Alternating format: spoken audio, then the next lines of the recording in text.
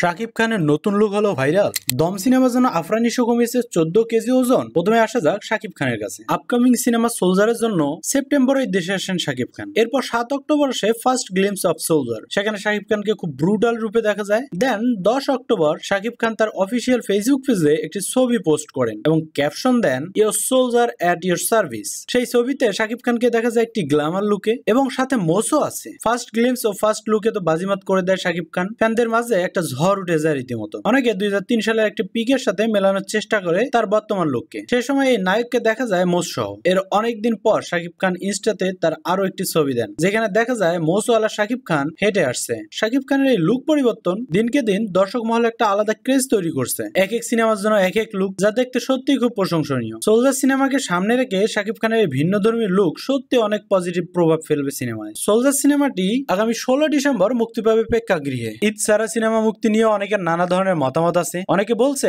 না ঈদ ছাড়া শাকিব খানের সিনেমা চলবে না। অনেকের আবার মতামত শুধু ঈদের সিনেমা মুক্তি দেয়া আসলে একটা বাজেট ট্রেন্ড। ঈদের বাইরেও সিনেমা মুক্তি দেওয়ার সাহস থাকতে হবে। তবে এবার শাকিব খান ও সোলজার টিম সেই সাহস দেখাবে বলে ধারণা করা যাচ্ছে। এবার দেখাই যাক ঈদ ছাড়া কেমন চলে শাকিব খানের সোলজার সিনেমা।